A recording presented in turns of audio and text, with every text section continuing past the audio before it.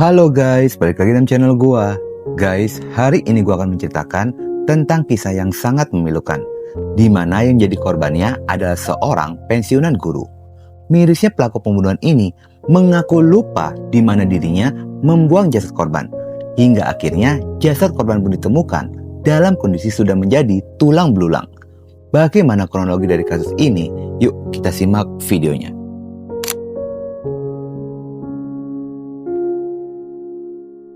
Awal kisah ini dibuka dari sebuah gereja Katolik Santo Yosef Palembang.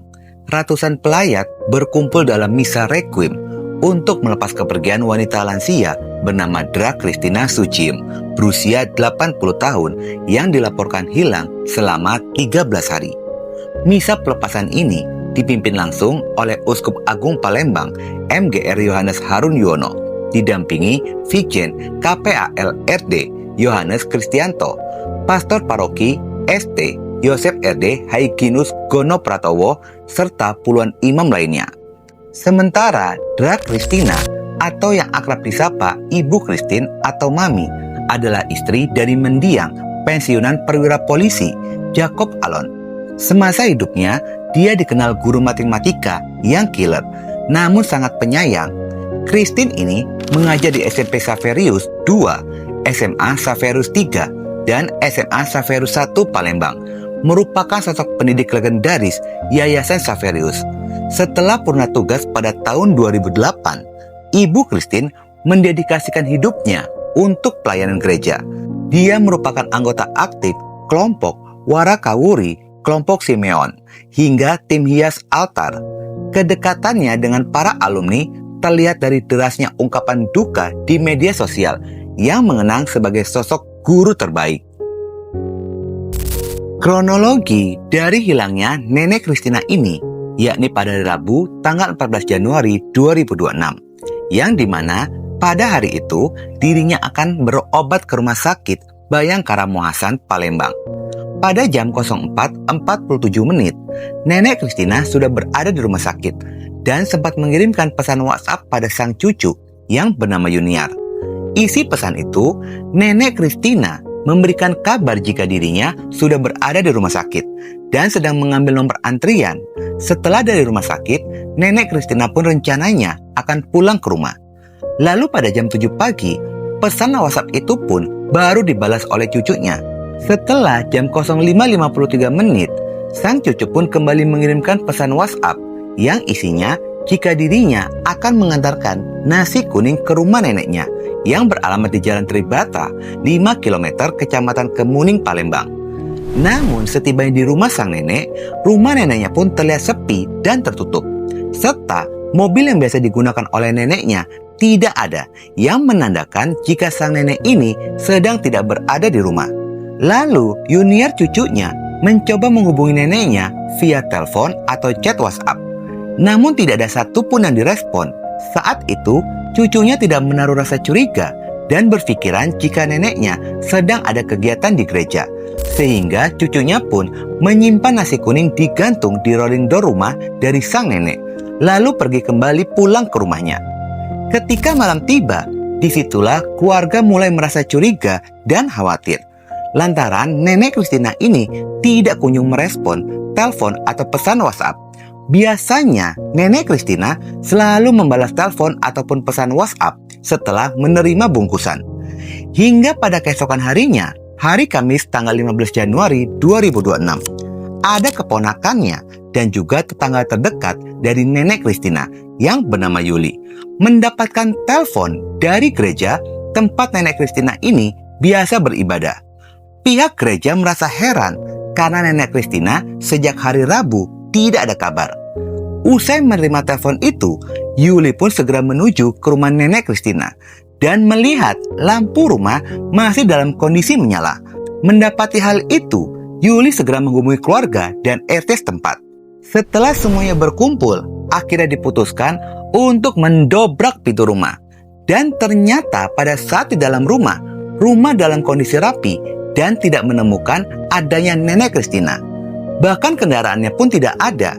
Keluarga yang merasa khawatir dengan keadaan Nenek Christina akhirnya segera melaporkan kejadian ini pada Polda Sumsel dan berharap pihak kepolisian dapat membantu menemukan keberadaannya. Polda Sumsel yang mendapatkan laporan tentang orang hilang segera melakukan tracking signal ponsel milik nenek Christina dan berhasil melacak posisi terakhirnya signal ponsel yang diketahui berada di wilayah Kenten, Laut Kabupaten Banyuasin. Sementara keluarga menyebarkan informasi tentang hilangnya nenek Christina serta berharap adanya yang mengetahui keberadaannya. Sementara itu, pihak kepolisian pun segera melakukan pelacakan mobil yang digunakan oleh nenek Christina. Jadi guys, setelah suaminya meninggal dunia, nenek Christina ini hanya tinggal sendirian di dalam rumah itu, dan sebagian rumahnya pun dijadikan kosan. Setelah hilangnya dari nenek Christina, pihak kepolisian mendapatkan petunjuk dari salah satu penghuni kosan, yaitu penghuni kosan sempat melihat mobil milik nenek Christina. Dan di dalam mobil itu ada seorang pria yang mengemudikannya. Penghuni kosan melihat mobil tersebut sekitar pada hari Rabu jam 15.00 hingga jam 17.00. Ketika hendak pulang ke rumah dan memasukkan mobil, penghuni kosan melihat mobil itu keluar dari halaman rumah.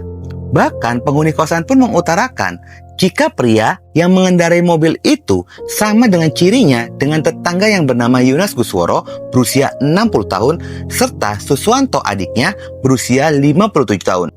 Yang semakin menguatkan dugaan jika kedua tetangga ini terlibat atas hilangnya nenek Christina karena keduanya tidak pernah dilihat lagi. Yang biasanya Suswanto ini terlihat sedang berdagang es di sekitaran lokasi. Berbekal informasi itulah pihak kepolisian langsung bergerak melakukan penyelidikan serta mengambil kesimpulan jika hilangnya nenek Christina ada unsur tindakan pidana. Sehingga polisi melakukan penyelidikan secara intensif dengan melacak keberadaan ponsel dan mobil milik nenek Christina. Upaya pelacakan yang dilakukan oleh pihak kepolisian ini pun mendapatkan titik terang setelah polisi mendapatkan signal ponsel milik dari nenek Christina terpancar yang menunjukkan lokasi. Tanpa menunggu lama, polisi pun segera menuju ke lokasi yang ditunjukkan pada signal ponsel.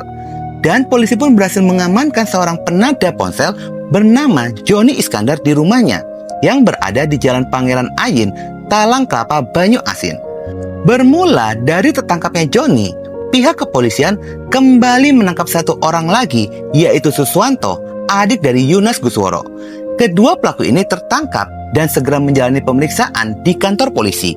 Dari hasil interogasi yang dilakukan oleh pihak kepolisian kepada dua pelaku ini, terungkaplah jika kasus ini bukanlah kasus penculikan ataupun pencurian semata, melainkan ini merupakan kasus pembunuhan berencana, yang dimana otak pembunuhan adalah Yunas Gusworo, yang merupakan tetangga dekat korban.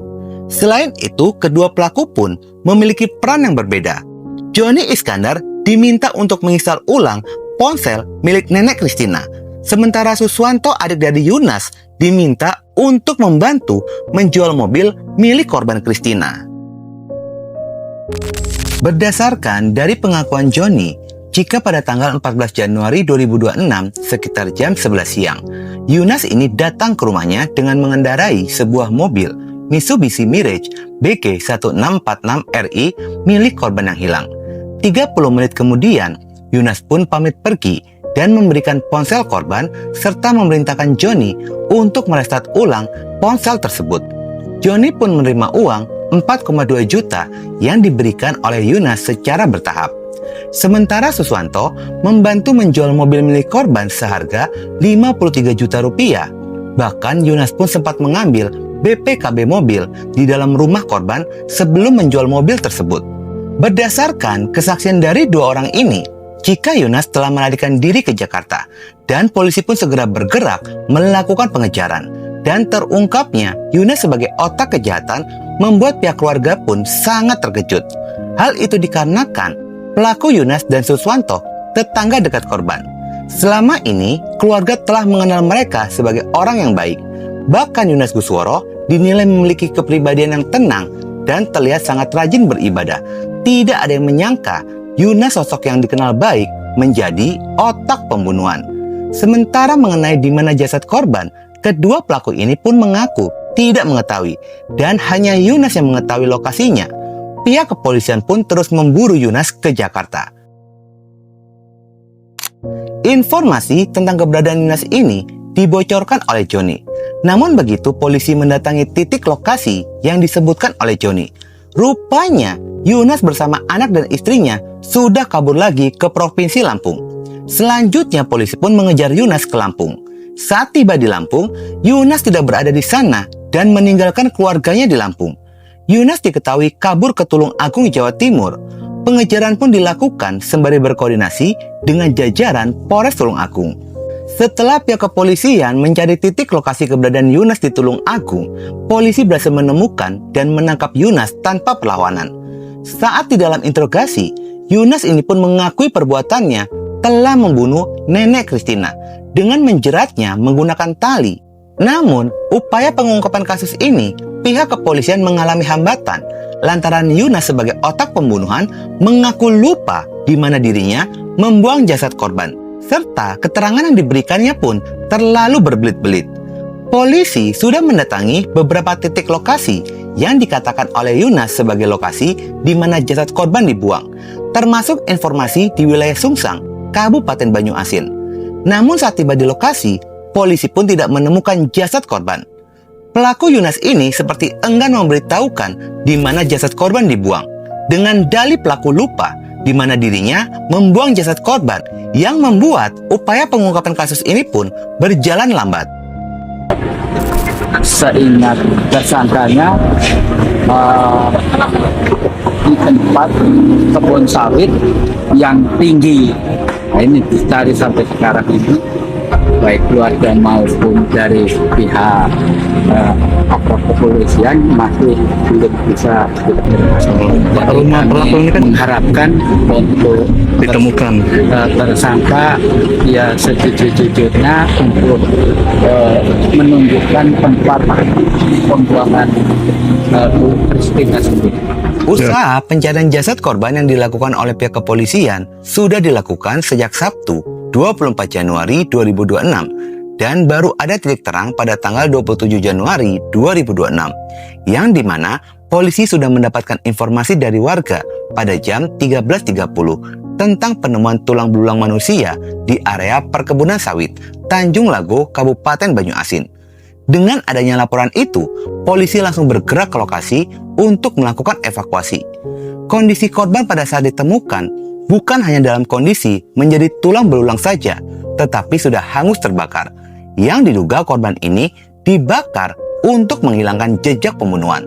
Penemuan tulang manusia ini menguatkan dugaan jika itu milik nenek Christina, lantaran polisi menemukan adanya Alkitab serta jam tangan di lokasi temuan. Namun polisi masih harus memastikan apakah benar tulang belulang itu milik Dra Christina atau bukan. Lokasi penemuan ini sebenarnya sering dilalui oleh warga sekitaran. Namun tidak ada satupun warga yang menyadari hal itu. Terlebih, warga mengaku tidak pernah mencium aroma tidak sedap. Pada sisi lainnya, setelah keluarga melihat langsung kondisi tulang belulang, keluarga pun mengenali terlebih cucu dari korban, yang dimana jam tangan tersebut dibelikan oleh cucunya untuk sang nenek. Dan keluarga pun mengenali struktur gigi sehingga keberadaan Dra Christina pun akhirnya terungkap. Sementara untuk motif pembunuhan adalah ekonomi. Selain itu, ternyata otak pembunuhan Yunas menjadi korban penipuan dari Joni Iskandar yang turut ditangkap pada kasus ini. Joni mengaku pada Yunas jika dirinya memiliki kemampuan untuk menggandakan uang. Uang hasil penjualan mobil tersebut diberikan kepada Joni untuk menggandakan uang dan sebagian digunakan oleh Yunas untuk melarikan diri.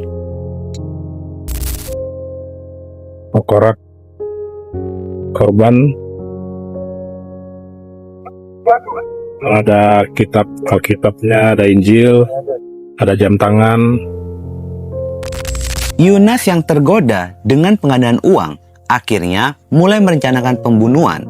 Yunas ini mengambil kesempatan saat korban akan berobat ke rumah sakit. Jadwal berobat korban ini diketahui oleh Yunas, lantaran Yunas biasa diminta tolong untuk mengantarkan korban ke rumah sakit. Pada tanggal 14 Januari 2026, yang bermula Yunas mengirimkan pesan WhatsApp pada korban jam 4 dini hari, di mana pelaku ini meminta tolong untuk diantarkan ke rumah temannya yang ada di kawasan Sukabangun, Kecamatan Sukarami, Palembang. Lalu korban pun bersedia mengantarkan Yunas. Nenek Christine mengirimkan pesan pada cucunya jika dirinya akan pergi berobat ke rumah sakit dan mengambil nomor antrian. Namun, di tengah-tengah perjalanan, pelaku Yunas ini meminta berhenti. Saat di dalam mobil itu, pelaku langsung menjerat leher korban menggunakan tali yang sudah dia persiapkan. Hingga akhirnya korban meninggal dunia. Setelahnya, pelaku pun membawa tubuh korban ke area perkebunan sawit, lalu membuang jasad korban di pinggir jalan yang hanya berjarak 400 meter dari badan jalan. Lalu meninggalkan korban pergi menemui Joni Iskandar, salah satu dari pelaku. Sepulangnya dari rumah Joni, pelaku ini kembali lagi ke lokasi, lalu membakar jasad korban dan pergi meninggalkan korban. Pelaku membawa mobil korban kembali ke rumah untuk mengambil surat-surat kendaraan, lalu meminta bantuan pada Suwanto untuk menjual mobil milik korban. Hingga akhirnya kasus pun terungkap. Sementara Joni dan Suwanto ini terjerat pasal telah terlibat dalam pembunuhan ini, yakni membantu Yunas. Sementara Yunas terjerat pasal pembunuhan berencana dan terancam pidana maksimal, yaitu pidana mati. Karena aku sampai kita memamangkan, segala ini sudah takdir Allah, ya, ketentuan Allah SWT. Alhamdulillah, jenazah Ibu Christine yang kamu bunuh ketemu. Berarti Allah sudah ngijabah doa kita. Allah mudahkan urusan kita. Alhamdulillah selesai urusannya. Tinggal kaget ke depan. Kamu lah masuk obat, sama-sama berdoa, ya. Kamu berdoa sama Allah, ya. Ya Allah, ampunilah ya Allah segala dosa-dosa aku, ya. Sudah bunuh wong, ya. Minta maaf kaget dengan keluarganya, ya. Semua sudah bang, takdir Tuhan galo. Mamang nak hidup sekian, takdir Tuhan. Mamang ketemu si A, takdir Tuhan. Aku juga ketemu mamang, takdir Tuhan. Itu semua qadar Allah, Mang.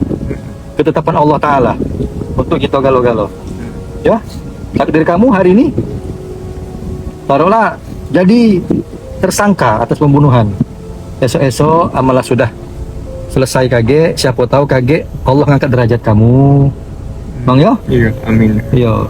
Aku juga udah tahu, Mang, mana aku ke depan, ya. Yang penting kita berbuat baik, selesai urusan kita, dan banyak-banyak mamang, mohon maaf sebelumnya, lebih tua dari mamang pada aku, bukannya aku so nasihati, banyak-banyak minta ampun sama Allah. Amal di sana kaget sholat, ya. 5 waktu, ampunlah ya Allah, kepada ya Allah, insya Allah Allah itu maha pemaaf, ya. Allah maha pengampun, ampun Allah tidak terhimpun. Allah maha pengasih, kasih Allah tak boleh kasih, Bang, ya. Waalaikumsalam. Pertama-tama saya Yulian selaku pelapor dan keluarga dari Ibu Christina, mewakili keluarga besar saya mengucapkan banyak terima kasih untuk institusi Polri ini, sehingga bisa mengungkap kasus ini sampai detik ini. Terima kasih untuk Ditreskrimum, khususnya Subdit 3 Tetanras yang selama ini sudah bekerja dengan sangat baik. Mungkin itu saja yang bisa saya sampaikan sejauh ini. Harapannya Pak? Saya dan keluarga berharap pelaku mendapatkan hukuman yang seberat-beratnya dan setimpal dengan nyawa yang dia ambil. Itu saja. Terima kasih.